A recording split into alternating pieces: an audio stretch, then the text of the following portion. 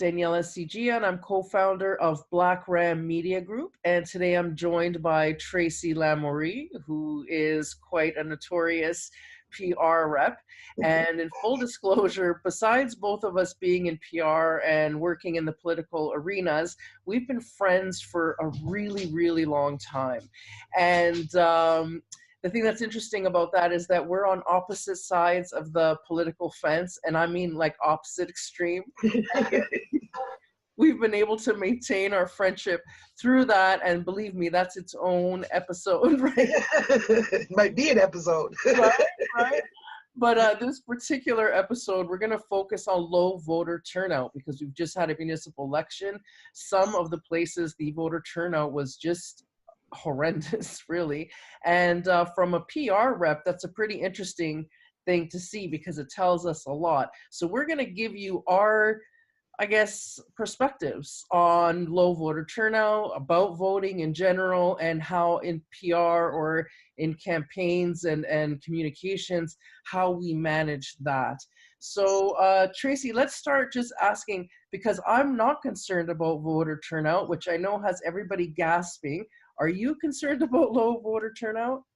I think as a member of society and as the where I came from originally, what originally engaged me in politics, which I came kind of from, I don't even know if you want to say activism, but more social, values driven, like issues driven.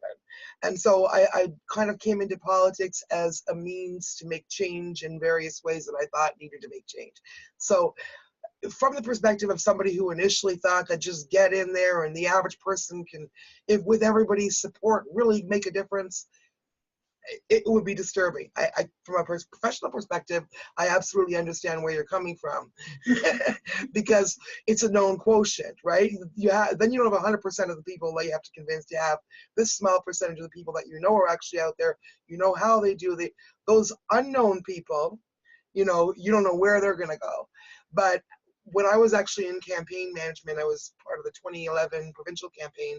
We actually used low voter turnout to our advantage and really, really, really engage people who otherwise had not been engaged. And funnily enough, most of those people were not even political. They were just people who had never been engaged. And so when we reached out to them, whether they were the young people or the old people or the people that had never felt that they had any kind of means to make any powerful person listen to them, bringing those people into our fold literally tripled our voter numbers.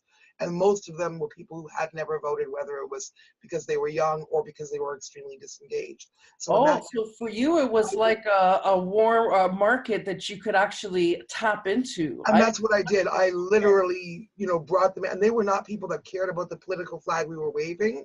They wanted to engage with the community. And our thing was, and I use some of those things now when I advise people running at any level, whether municipal, federal, because it's, and whether for any party as well, because it's really about engaging the people. But, I wouldn't, we'll continue with that conversation. We'll cover some of it. But I mean, there's some disturbing aspects of it. But then also, I think I'd rather see people not vote than vote, just check a box without having any awareness of what they're doing as well. So. Okay, so on that, do you believe people should be forced to vote? No. Yeah, I agree. Theoretically, it might sound like a good idea that everybody should engage in the community and that it is people's responsibility to, don't bitch about it later if you're not going to take action now. Which is a fair argument.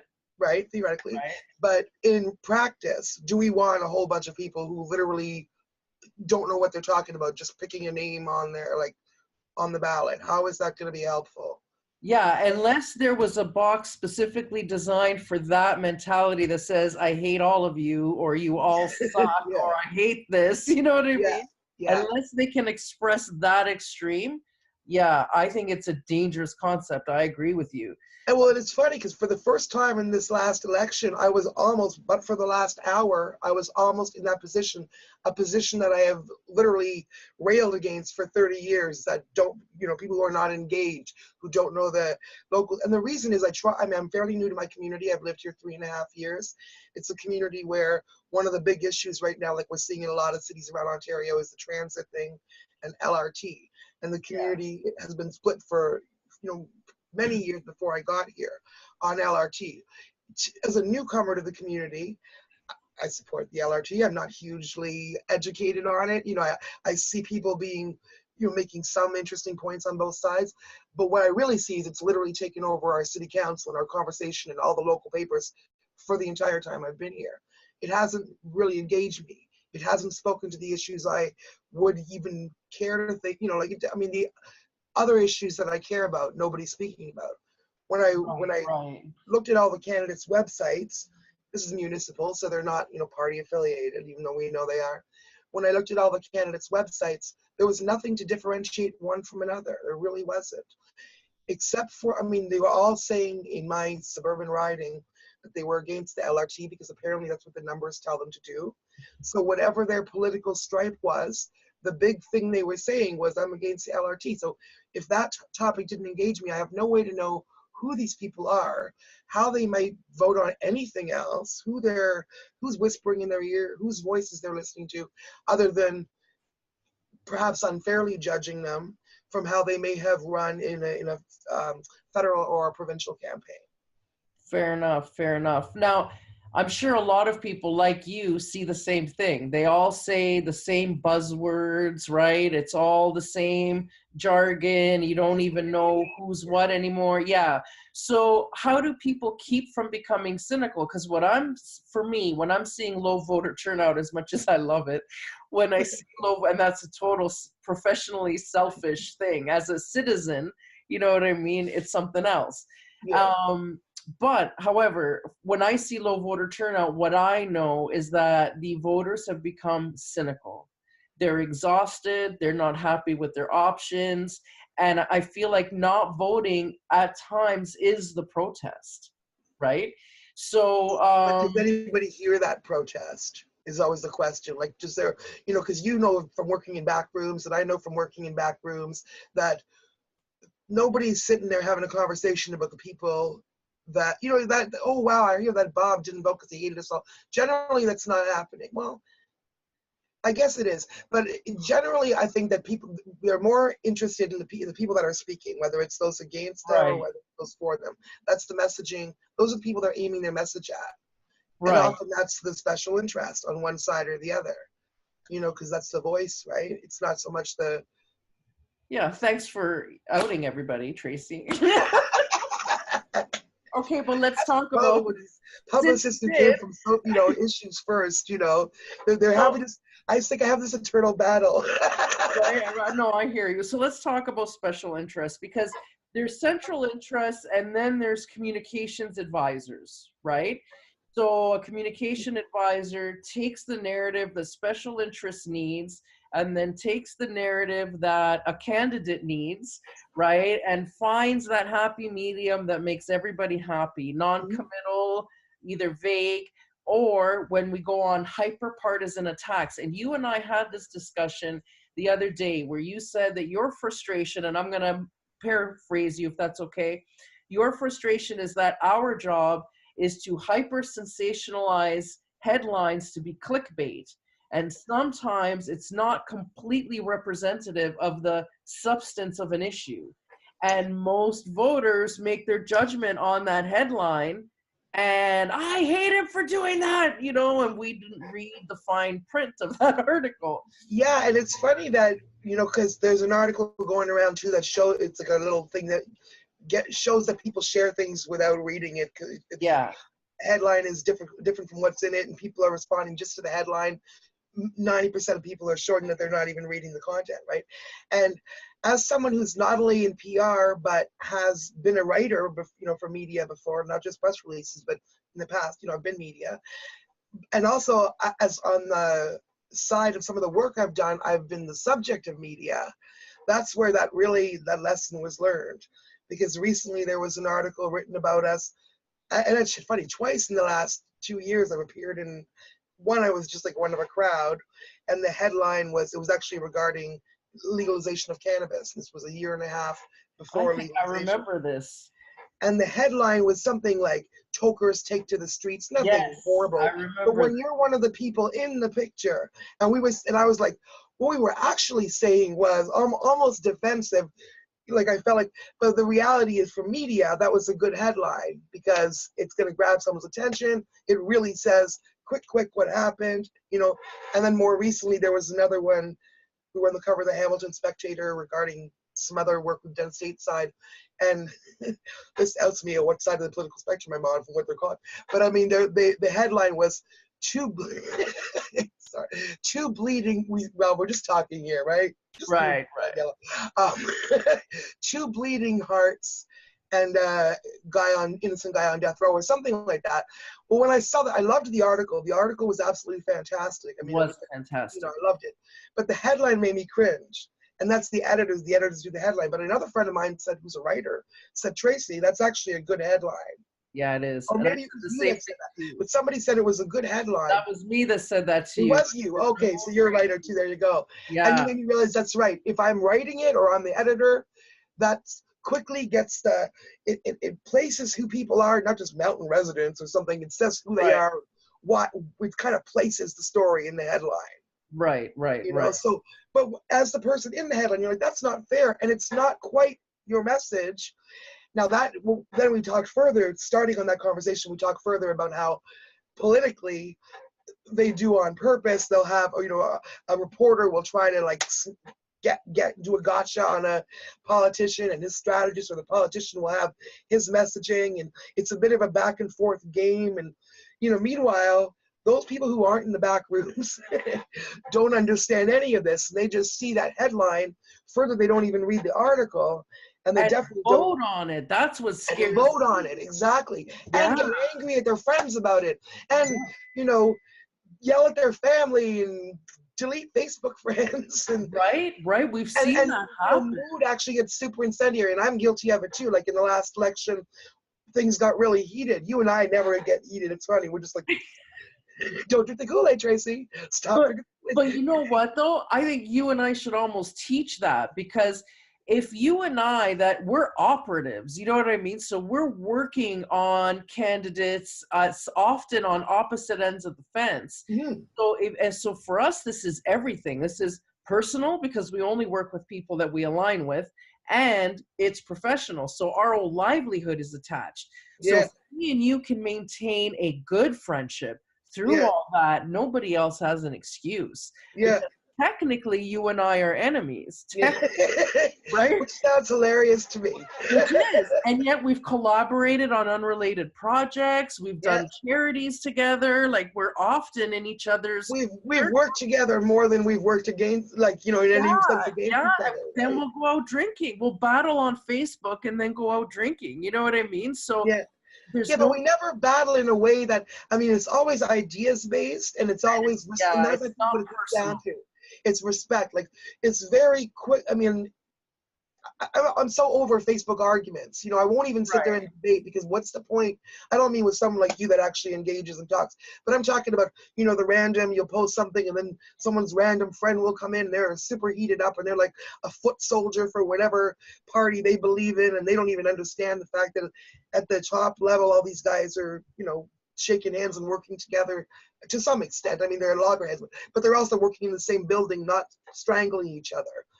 Most cases in politics. Whereas on Facebook, half of these true believer political, policy wants voters from any side. Because I've had arguments with people who are, deeply affiliated with my own party, because I'm a person, as you know, that challenges. Like I always said, if you get my vote, let alone my voice, whether it's professionally or personally, if I'm attached to you publicly, that I said, this is the guy to vote for, I'll bite the hand that feeds me in some way. That's the activist me, that I have to learn to separate from the publicist part sometimes, and I do. But that's why I'm very careful what I take on. You personally, you're integral. And if your client is doing something that is against your, moral compass, you just can't. I've seen you walk away from money. I've watched you walk away from money. That's probably a fault in my profession. I know. But how many times have I given you shit for that? But that's the problem. I think I'm not a known quotient. Like we're talking about known quotients. So I'm somewhat dangerous. If people don't understand what motivates me, they might look at me and think she's it might, wow, what if I do? I don't mean professional. If you hire me, that's a professional thing, but I'm talking more as a voter and a community advocate in my voice right now. So if I'm not talking about someone who hires me, that's a whole different relationship, right? Well, you won't work for someone that you don't want to protect. The politician that I, believe in, or there's a message I believe in, or an issue that I believe at that moment, that's the best option to get whatever my greater goal is. That's the person that's working beside me right now, right? So I'm talking more along the lines of voter engagement here and that kind of thing. So and that's part of why I wasn't passionate about it this time. My vote is not, I used to really, that's unfortunately, that's a lot of people, that's their only political engagement ever. Even before you became a strategist, and me too, we were always engaged in the political realm, and that's why we understood the politics, and that's why we understood. That's where we got to know each other, actually, even before we were. That's what I'm saying. I don't think exactly. Yeah. So we were fully engaged as more people, just people, and then we realized as closer and closer we get to it, the wrong things people are doing that we can help them fix, and the errors, not even errors, but sometimes people have difficulty seeing the big picture in messaging. Like even in something I'm engaged right now where I'm really upset with people with an organization that is traditionally I would have supported, because traditionally they've always been on what I considered to be the same side in most issues, in most ways of looking at things, I thought. And without getting into the details, I'm challenging, it's about messaging. And I know as a person who, believe in a certain way or understands a certain way of thinking or has a certain perspective, I know what other people who have that perspective think. And if this is something really out of whack with that, and someone's trying to kind of pull a fast one or pull a rug out from the, doing something not, like they're saying they're doing something, but they're not actually, the game. It's a big enough issue and it matters. Yeah. Then, I can't, I'm not going to support that when I gave them out of my heart. I'm not talking about business here, but out of my heart, I gave them my time, my voice, my, really, really good spin. Now, but going back to business though, because when you're working as advising politically or doing communications, our job is to help them win, right? Yeah. But is it our job to just work in the paradigm that exists, which is sleazy and negative and attack-ish, which is what's turning off voters? Exactly. Or is our job to elevate the vibration and help us get past that garbage and positive politics? And that's what I was really impressed by something you said the other day in our personal conversation when we talked for 4 or 5 hours on the phone the other day leading up to this.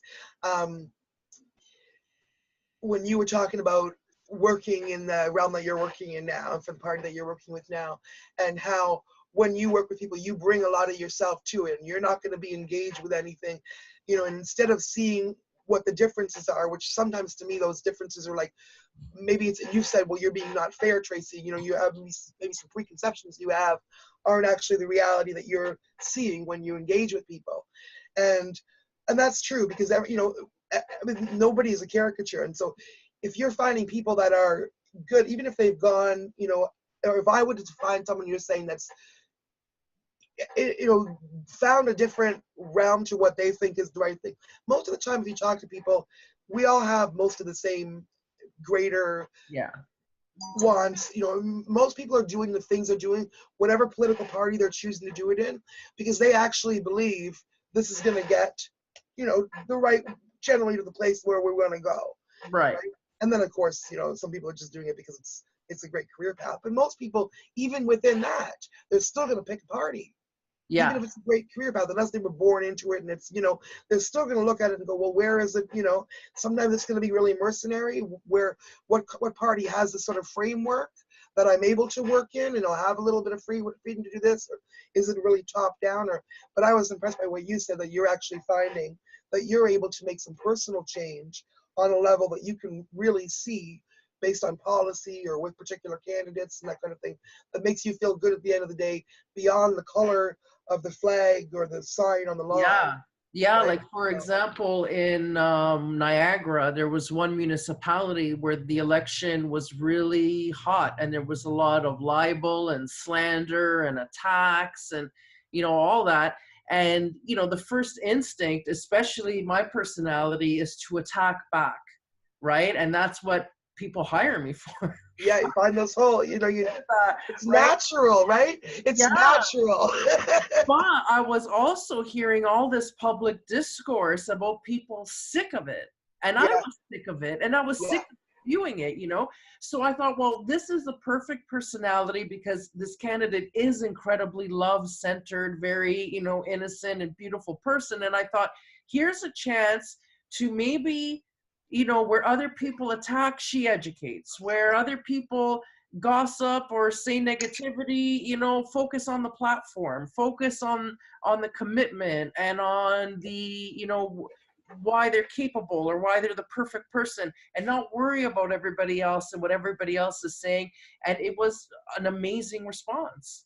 So yeah. I think that voters really respond to that positivity because they're sick of the negativity and nothing else.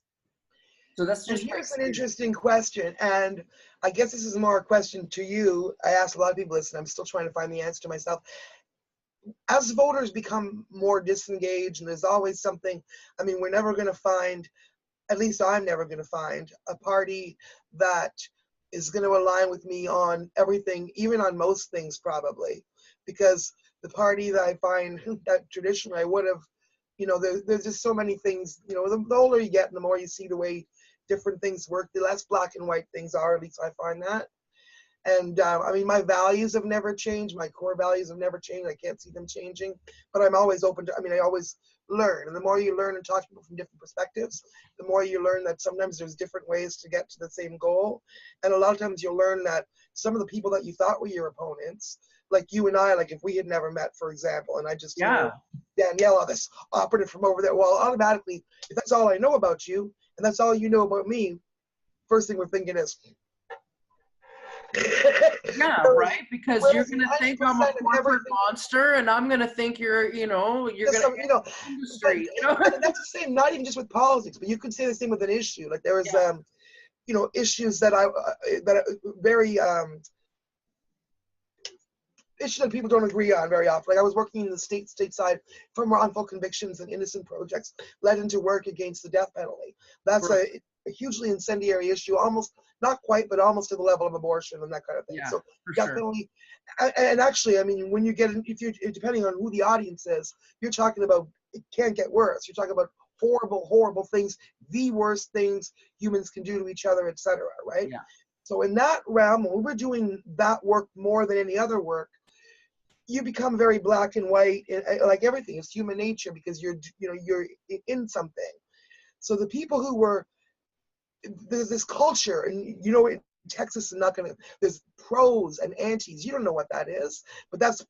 But to people who are in that, that's a regular. So pro and anti-death penalty people who are so focused on that issue or so engaged with that issue or they work on that issue that colors a lot for them, right? Yeah. So there was somebody back in the days, you know, of this is relevant in the greater pictures. Why I'm saying it. Back in the days of early internet, you know, engagement, when you had chat boards and stuff like that, who knew us from our anti-death penalty work, would come in on the attack, was all, you know, hating on us from her perspective. Who are these crazy people who are defending criminals who've hurt little kids? I can understand that perspective. Sure. We all relate You're to the a parent, child, the right? person, the Sure. victim, not the criminal. That's an actual very normal thing. But when we who were in that work we realize it's not, I didn't get in this because I'm like, hey, I love criminals. It's because I see all these wrongful convictions. Like, you know, when we lead to this and the more you uncover it, the more you're like, wow, this is really messed up. This needs work. So we started unraveling all that and working through all that. And now we're like known for these, to be these horrible, you know, these giant anti-death penalty advocates. We're heroes. We're heroes to some, and to others we're like, especially in the States. In Canada, our media narrative, whenever we were in media, was always very professional. They were always just like, this is the voice against the death penalty. Stateside, it was like a war. Right. Now, in the early days of Facebook, this lady who, one of many who was, you know, completely thought we were crazy and off the wall, we had nothing in common, and I thought she was just a fire-breathing dragon that wants to kill people because she doesn't care about innocent people. You know what I mean? I wouldn't have actually said that because I understood, but you know, that Yeah. was the perspective. Well, all of a sudden we get on Facebook happens. She comes over and finds me on Facebook. Thankfully, not all thousands of them did because that would not have been fun.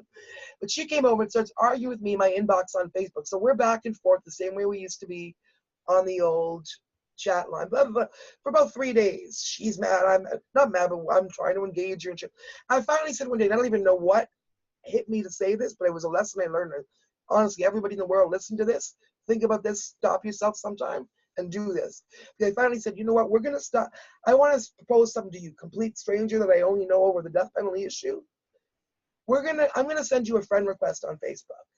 And we're going to be friends, and we're going to make a pact that for like 2 weeks, where you're going to leave this issue alone. I didn't know what was going to happen. I just said, I'm just tired of debating it. Obviously, I'm telling you right now, you are never going to change my mind. And clearly you're pretty, I'm not going to change yours. I'm not even trying to. But let's stop, attacking each other over it. Just, okay. And I think she was surprised by that. So she's like, oh, okay. So she accepted my friend request, and we became friends on Facebook, and we didn't engage on that at all. And so I ignored any topics that she had on that, and she ignored any topics I had on that. We just didn't. Well, after about a month, she's actually like you and me in like 90% of the other ways. I can't think of anything else we disagree on. She's awesome. She's a grandma with like she's whether it's like in the whole spiritual realm of stuff, honestly, to like everything. Like she's actually really cool. 99% of the stuff we have in common. There was 1% of things that we both felt super strongly about that we had in common, and that one thing was coloring everything. And that's the real danger when it comes to, I think, turn that into politics. People behave like cult members. They really do. And Is it I our don't need job to change that? Because it's benefiting me personally, but as a citizen, it alarms me, and I feel like I'm in a position to change that I game. think it benefits us because of the paradigm that we're in right now, but that doesn't have to be the only paradigm that benefits us. I mean, I think if it wasn't that way, we could also, we're pretty scaled. We could work with that. We could work with an engaged population with great messaging, people who are listening. Half the time I'm like, hello, you're not listening. If you heard this messaging, or stop for a second. I guess I didn't elaborate on how this benefits me and why I'm saying that I like a low voter turnout. So just for the audience who's watching that doesn't know why a PR person likes that, Tracy, you touched on it a little bit earlier. So Tracy said that when there's a lot of people voting, there's a lot of people to convince. And when there's a small, percentage voting, it's a lot easier to target who they are and what they need to hear to get that, vote to win number is what we call it. And for me, I find that when we look at the statistics of who is voting, right, it's a specific demographic. They're older, usually wealthier or educated, people. You know what their interests are. Know what their interests are, and I can peg what they need to hear, a lot easier than having to create messaging for a diverse population of people, right? So it's just easier to target. So that's just me on a practical level. However, understand that you only have one demographic voting, which means you're pretty much going to guarantee that the same type of person will keep winning. But if all of a sudden my worst nightmare happened and people started voting, right? People started voting. You like a challenge.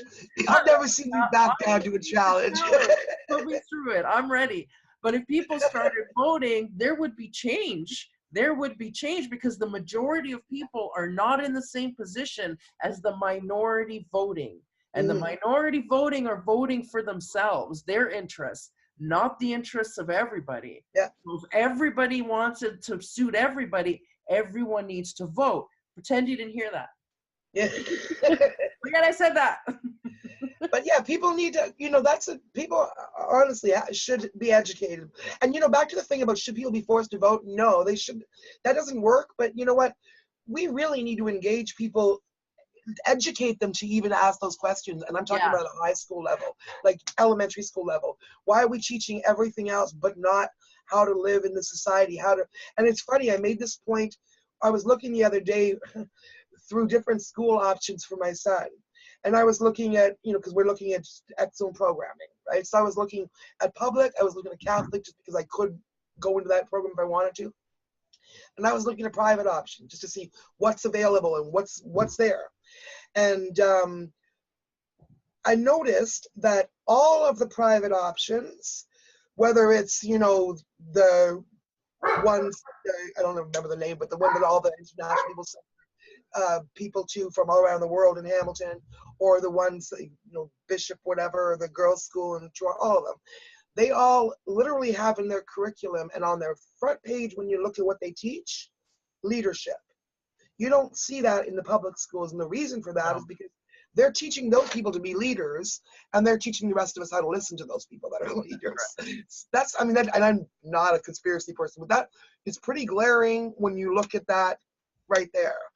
So anyway, we need to teach. Not everybody's going to be a leader. Not everybody has to be a leader, but everybody should definitely understand what it takes to be a leader, why that person's leader, and they need to understand, because I feel like I also do work with celebrities in media, entertainment side of things, not just in politics.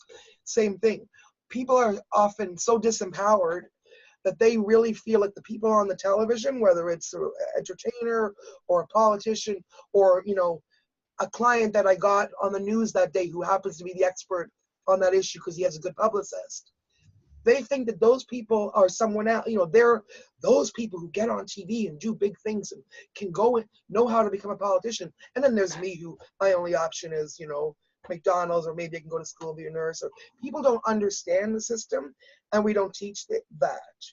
So I think way before we're even talking about political parties or anything, when we're teaching people how to be in society in grade 5, they should. I never had that in school. I know I've heard of citizenship courses, and I heard there's such a thing here and there in the States, but I've never in all my years of school, or my son being in school, ever saw him actually. I did all the teaching.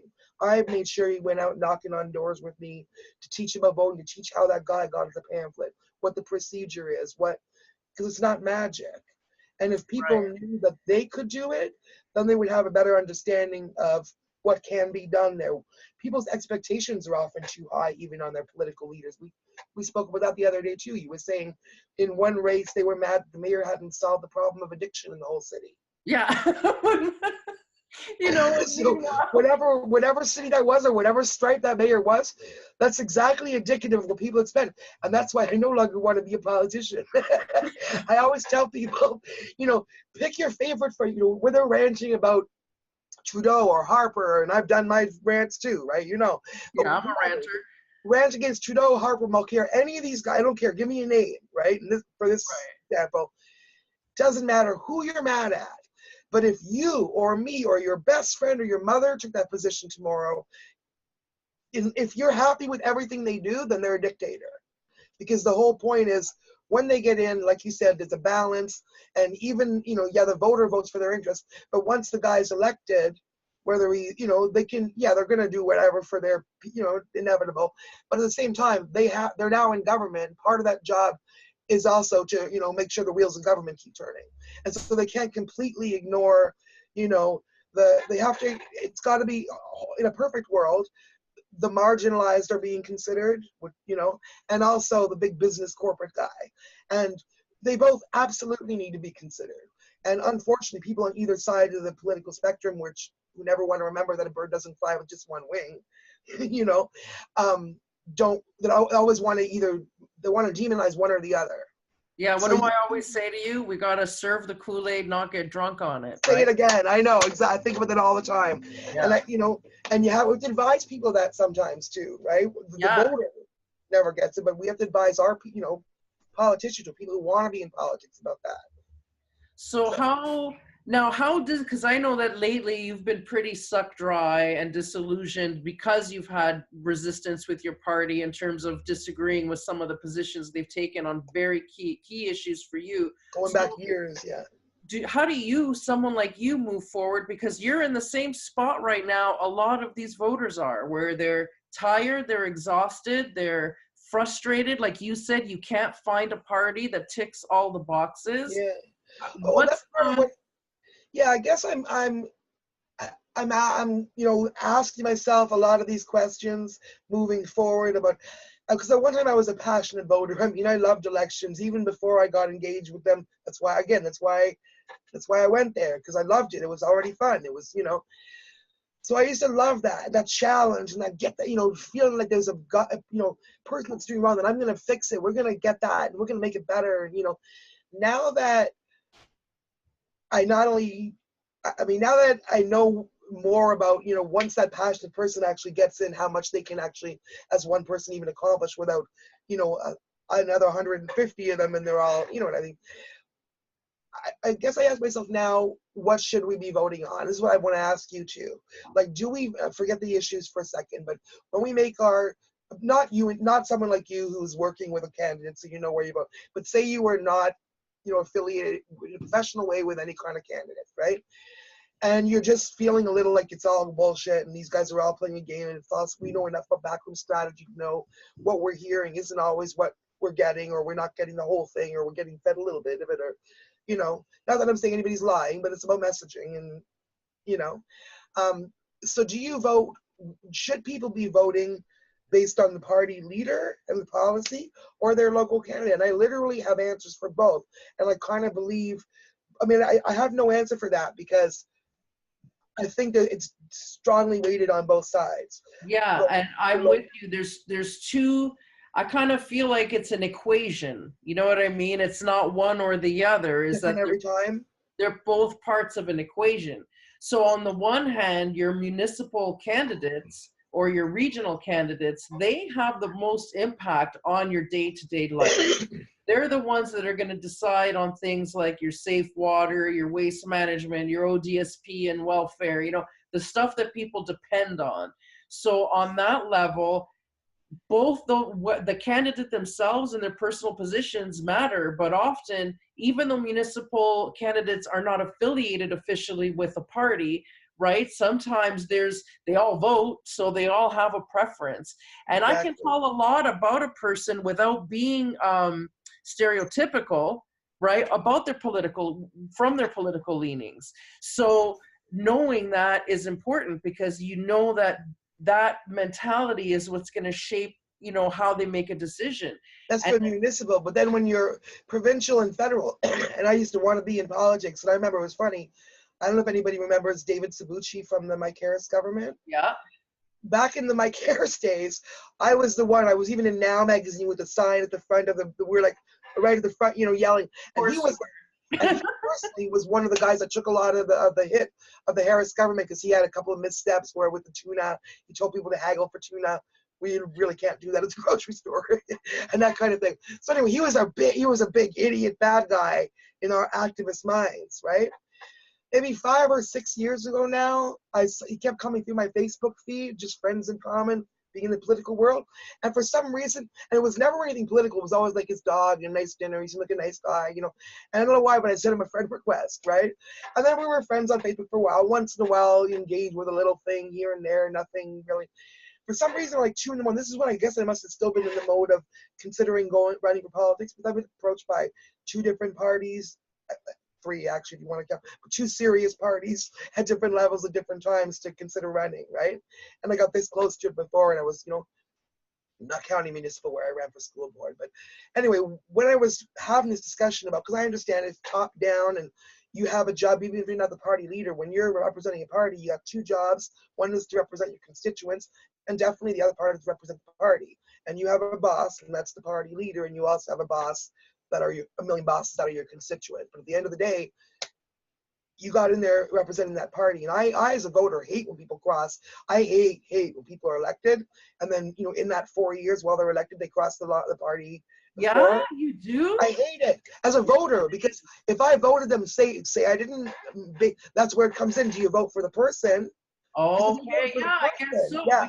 But if you voted because you believed in the policy of the party, then all of a sudden that person betrayed you.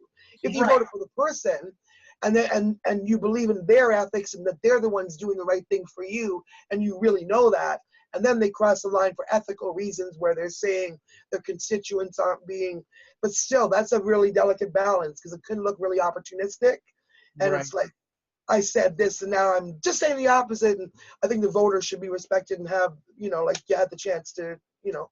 However, yeah, so I think I lost my train of thought there. Didn't do that. But what was I saying? We do that as we meander about political stuff, right?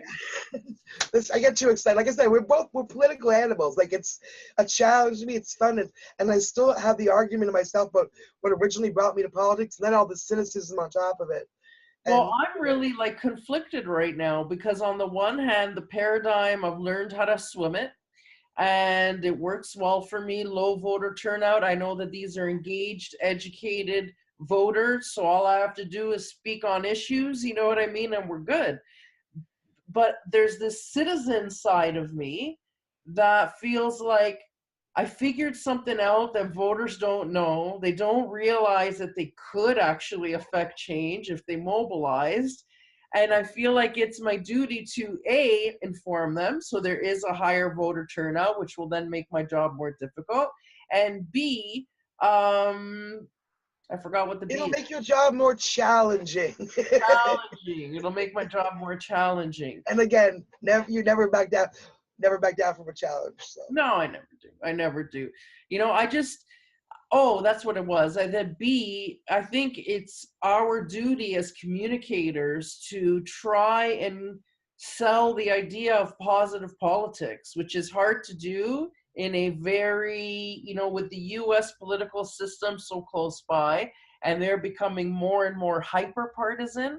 I see that kind of attitude spreading across the border where people on opposite sides, like you said, families are unfriending each other and people aren't speaking anymore over this stuff. And I feel like people like us are in a position, even forget voter turnout, but if we could even just stop that pattern, if we could convince, you know, candidates that they can run on love, literally. Love for their community, love for their voters, yeah. you know, love for the issues that matter, and even love for their opponents, we could really change the energy of an election. And draw more people into it, and make people feel like they can contribute. I think a lot of people are scared to contribute now. Like you almost have to be a shark or a predator or somebody who's not afraid. Like I mean, a guy like I can keep saying you don't back down for a challenge. Neither do I. Like that literally invigorates us. If we really believe in what we're doing, you and I, and we've got our strategy, it's like bring it on. Like we're ready to go. That, so yeah, I really think Well, we. politicians get hit a little harder. They attack your family. They bring up your personal dirt from the past. Oh Like yeah, the attacks are just the libel, the lies, so now, do you not think that's changed? I feel like the paradigm on that has totally changed too. I've had people say to me they're afraid to run because of whatever, and yes, they tell me the past, and I'm like, really, let's look at who has been successful in the last few elections. I don't think the voter is now expecting you to be a lily white. I think people are the populist thing, which I mostly ends up being the candidate I don't like. In most cases. how do you You know what I feel mean? about populism in politics? What's that?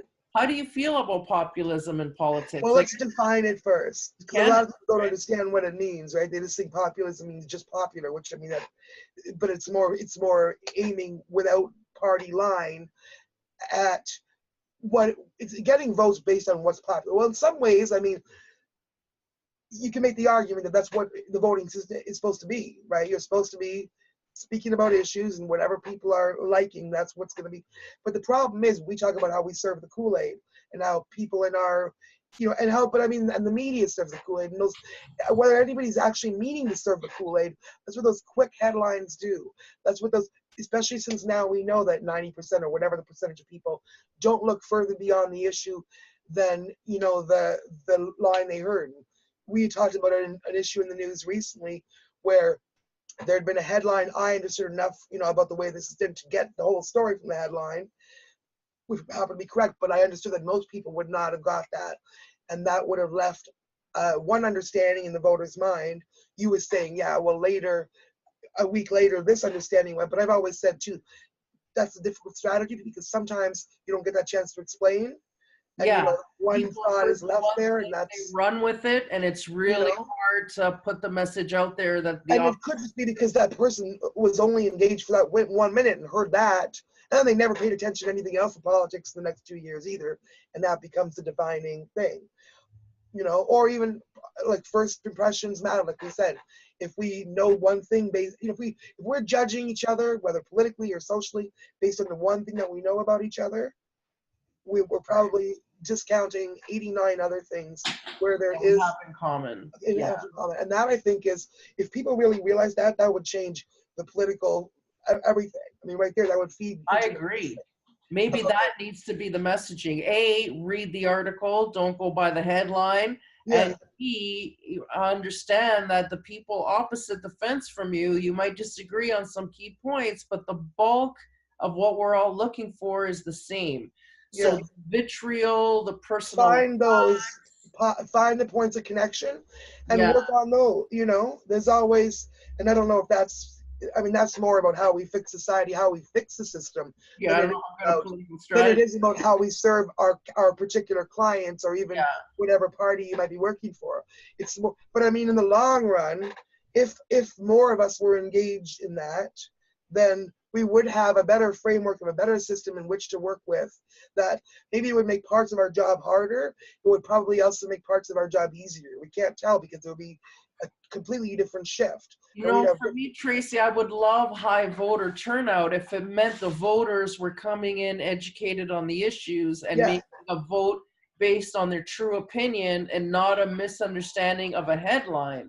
yeah. But because I know that voters are, voting really based on hyper-partisan, incomplete headlines, That's that's why it works for you. that's why it works for you. But at the same time, that's why I don't want people like that voting. I mean, unless they're going to vote for my headline. Yeah. You know what I mean? But at the same time, that scares the hell out of me that people, that's what democracy means now. It's not that we're choosing among leaders, we're choosing among headlines. Well, and And that's an interesting thing too, is people don't even realize necessarily who's speaking to them. Because, I mean, I have written press releases and sent to media. And normally, in the old days when the newsroom was full of reporters, they'd get that press release, they'd follow the story, they'd call the people up yeah, themselves. they pick you apart.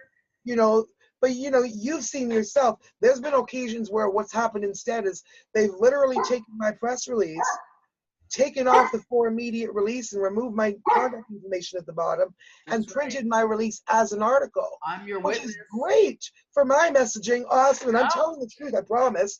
But no one vetted that. That's literally what a publicist said, and they printed it. As And the news. reason for that is because the newsrooms are understaffed. You have to realize that Oh yeah, this is not a criticism of but in the reality of the economic that's media right. world that we're in today, there's a lot less vetting of the information that's coming in. Unless it's a Syria, there's still investigative reporters, but there's a lot less that are able to spend 3 days on a story, or even an hour on a story, because they've got to do 3 things that day and get it out. So they're not following up and learning and then writing their own. They're just sending out the spin that sounds good. So if Yeah, that's the case with these little stories, I see how that's the case with big stories sometimes. And you have to realize a lot of the news that we read is just what somebody wants us to know, right. not a independent vetting of what we should know, or what's, like in the old days, supposedly you would trust Walter Cronkite or whoever but I mean, they've always given, nowadays we have more voices and more ways to get news and all that kind of thing. Right. But Oh, that well, also I don't know. It's a different, we're in an interesting world for public relations. Like, I often think about how different our job would have been like 25 years ago. totally. I totally different. Totally. But I feel like people like us now, we have an opportunity to really shape the messaging out there. It used Oh to be yeah, that if Walter Cronkite, it didn't get to him, nobody else would hear about it. Where now you and I can create content. Look, we had hmm one conversation and here we are, right? yeah, yeah. So we're in a And position we can right create now. effective messaging and campaigns, and people can have voices of all those different special interests, some of which we're parts of those special interests. And people also have to really realize they are often special interests. People never see themselves as special interests. That's right. They always, no matter what it is, whether it's people working on a cause, or whether it's just, they always see somebody else as a special interest. That's right. And You know what? I do often it. they're a special, Yeah, I lobby. I'm a lobbyist, and I'm the first to point at somebody else and say he's a lobbyist. yeah. I do it too. Yeah. Yeah, but you have to know the landscape, right? People, I think, people would be more engaged with voting if they felt, you know, that they had more. And I used to say, I remember arguing with you. We spoke about this years ago. I remember arguing with you not too long ago, a couple elections ago, where you were like, oh no, people shouldn't bother voting, or it's not a big thing if they don't.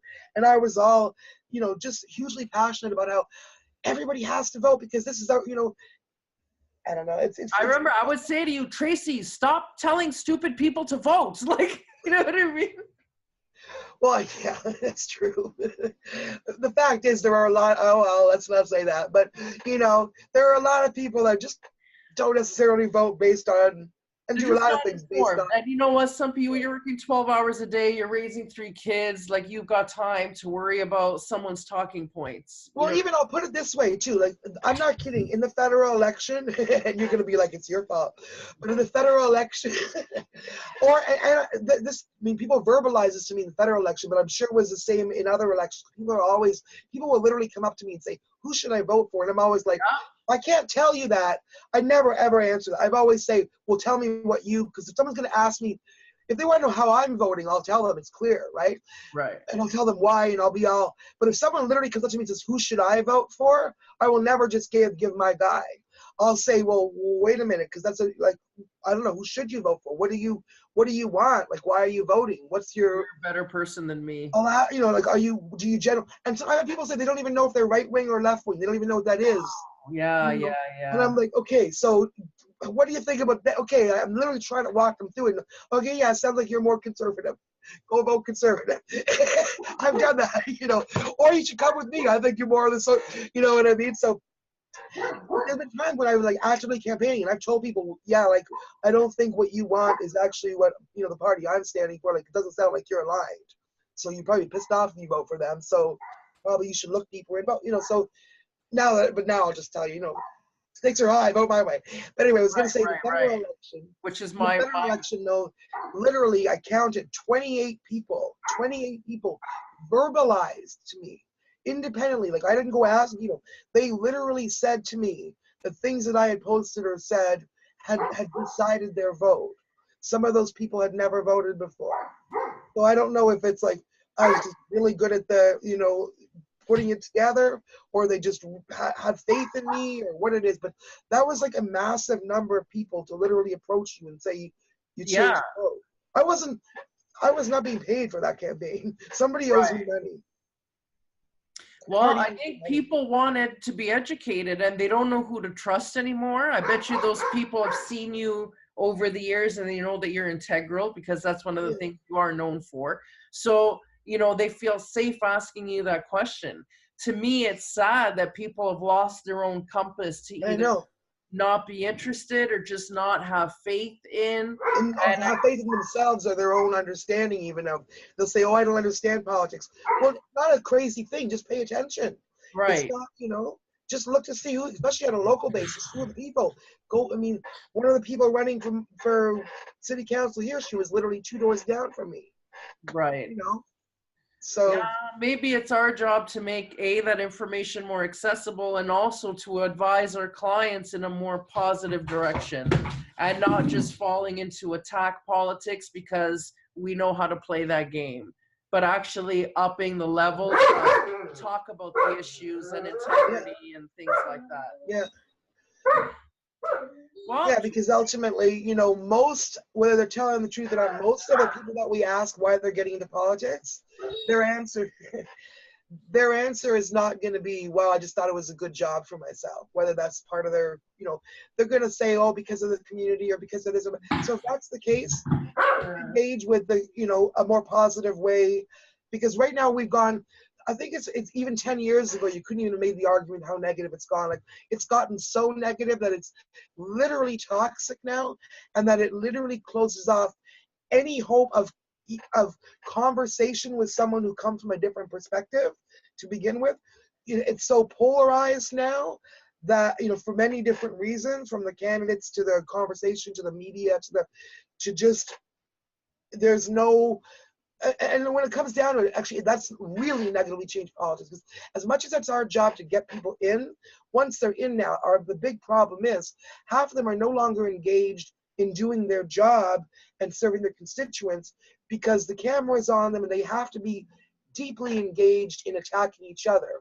At one time, leader of the opposition, it shouldn't mean, as a citizen, I don't want that to mean you knee-jerk disagree with everything the government does. Oh, right. How exhausting is that? That's And it exhausting. literally gets nothing done. That means the Yes. government that's in, whether it's the Liberals or the Conservative federally, or the government that's in is literally spending most of their time slapjacking what 80% of the time is stupid shit, because the other party, whether it's the NDP or the Fed, Conservatives or whoever it is literally just trying to get their name in the paper to get some brownie points so that later on you remember during the election that they did this and that, or they want to, ride on the inevitable anger that populists Yeah, always how cause. many bills did we defeat? And it's like, or when, you see them defeat a bill that is actually going to impact some people in a negative way, and they start clapping and, chirping, and it's like, wow, Yeah. Which sensitivity. again is so frustrating. That's when I say people that like cult leaders, whether it's up there or the people at the foot soldiers,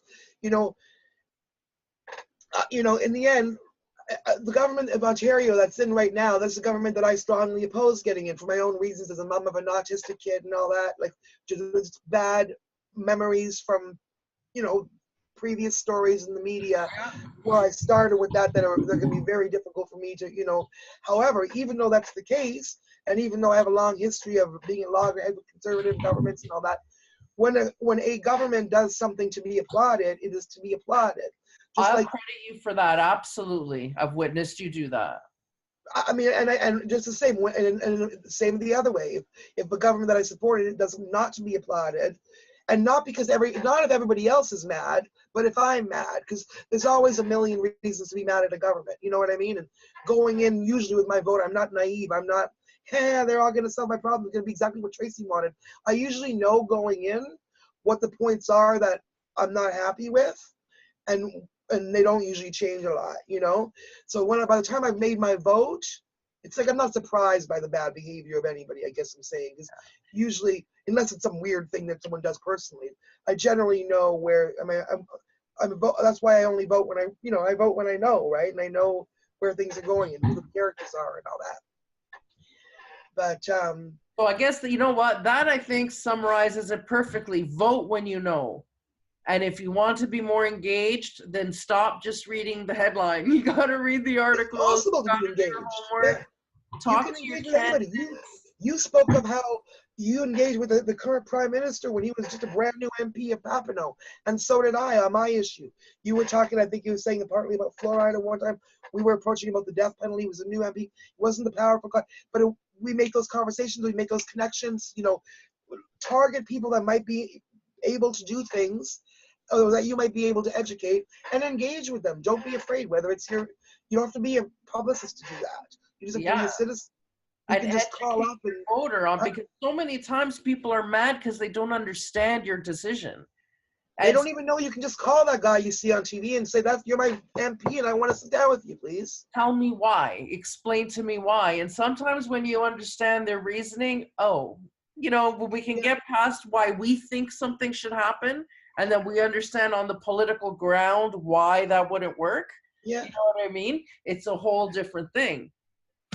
So, okay, And vote. sometimes you're even in an ethical position where even when you understand the position they're in, you're still in a different position. And Right. you still, you can see what their constraints are. So you're like, that's not necessarily that's not a bad person. That's why they're saying that they're not a political enemy. They're on the wrong side of this, though. And, you have to sometimes, it depends on what the issue is. Sometimes you find yourself on the other side. Yeah, it's happened. It's happened where I've disagreed with my party on an issue. You know what I mean? And then, but I also know, and I guess voters should know this, if you want to be more involved in a political party in terms of the policies, not just who you're going to vote for, but actually who's going to be the candidate that you get to vote for. Mm-hmm. If you volunteer for, just pick a party, any Your riding association, yeah. yeah, then you actually get a voice. You know what I mean? You can go to convention and vote on issues. Yeah. So I guess people don't even realize that. Yeah, average people, you join your party, and then before they ever become leader, you get to choose who becomes leader. that's And then, right. or you get to hopefully choose. And Or then if you even don't who like it, runs in your riding for that matter. You could, usually get a vote at least on that. You can join the committee on who's going to find the candidate and all that stuff. So there's so many ways to actually not only volunteer for a party you like, but influence a party you like to be even better, so that they're more of, like what you said, they don't tick all the boxes. But if you're in there, you can lobby for them to make understand. sure they at least tick the important ones. Yeah, you're never going to get perfect, but That's at least that, you're aligned on most things, and you're not ethically opposed to anything That's right. of major import anyway. That's right. Or start your own party. We're in Canada. You can. I love when people suggest that as though it's like they don't understand like how actually it's always the people who don't understand politics that are just be like, we're just gonna start the brand new Ontario Cool People Party. Like, you do that. We'll start the Cool People Party, and then everybody. The poor Green Party. I mean, they're still trying. Oh, right. It's almost cute. I know. I really want to love the Green Party. There's like they cover a lot of boxes, but the problem with that I would just love to say to the Green Party, really like get some serious candidates in all your ridings, and then you might have a good. Right. Because I had so many situations where I wanted to just even encourage them or whatever, that go and look, and it was just like, you're not even running a serious campaign. You literally put the like. In one case, when I was running the NDP 2011 campaign in Chatham, Kent, Essex, the Green Party candidate, we had a young female candidate, and the Green Party candidate was young female too. And I wanted to reach out and just kind of say, hey, make sure you come to the debates. And turned out she was in school in like another city. They had just asked her to kind of put her name on the ballot, and she was in. And then we were doing the NDP calls later on. She was on the list as an NDP supporter. Ooh. That's awesome. She didn't pass NDP voter. They just got the young girl to run. And I was like, but like, do it. Go. I'm running the NDP campaign. I'm going, no, honey, you need to come to debates. Yeah, right? Oh, anyway, yeah, I guess that's what it all comes down to, is people need to be empowered and to realize it's not other people only that can get up there and do these things, but you can be the candidate, you can be the advisor, you can be the vote. I mean, you can be a million different things just within the party, and voting on the shape of the party and whatever party it is and whatever direction it is. So. And at the end of the day, votes come down to polls. So the louder you are, the more a party will pay attention to your voice. So there's truth to what I said when we argued, years ago about how you should vote. It's like, really, when people are saying there's nobody to vote for, which is the big argument, it's like, then why aren't you running? And for a long time I was like, I should, and I did, and I wanted to. But then, like, for personal reasons now, I feel like I came to the conclusion, where can I be most effective on the causes that I care about? Would it be being the politician? Would it be being the media? Would it be being the person who shapes the messaging? And for me, I think the most effective is because I'm really good like you at shaping messaging and making people see points they hadn't seen before, and that kind of, and presenting things. So I think for me, that's my better role. But for other people, who aren't doing that already, who haven't already found that role, if they're disengaged, get engaged. Then there'll be at least one person to vote for, right? Yeah, I mean, and in every party, there's so many things that are not even political. Like, like for example, doing the books, that's just yeah, you don't even have to be, Yeah, so there's room for everybody, and if more people participated, then and also if you're not the type to run, to say, oh, easy for you to say, Tracy, telling me to run, I don't have money, I don't have education, I don't have the social skills, then find a leader in your community that does. If there's a business person or a leader, an activist that, then you mobilize the support for them. You build a team. Yeah, support them and mobilize them. Yeah, exactly. Yeah. People can't run. That's the other thing. Like, someone may decide, a leader, okay, I'm going to run, and maybe I even have a budget. But an election is a team, right? Like, it's a team. And if people don't have the support, they can't do it. So if you want someone to run, be that support. True. Yeah. Well, I think this is a good place to end it. I think this was. And our first political fireside chat. Yeah, right. We'll I've got a fireplace right over there. Next time you can come here, maybe, and we'll light the fire. Yeah, and you know what? Or I can sit next to my fire. Okay. Well, you have a great day, and thank you for participating. Thanks, Daniela. Have a great day.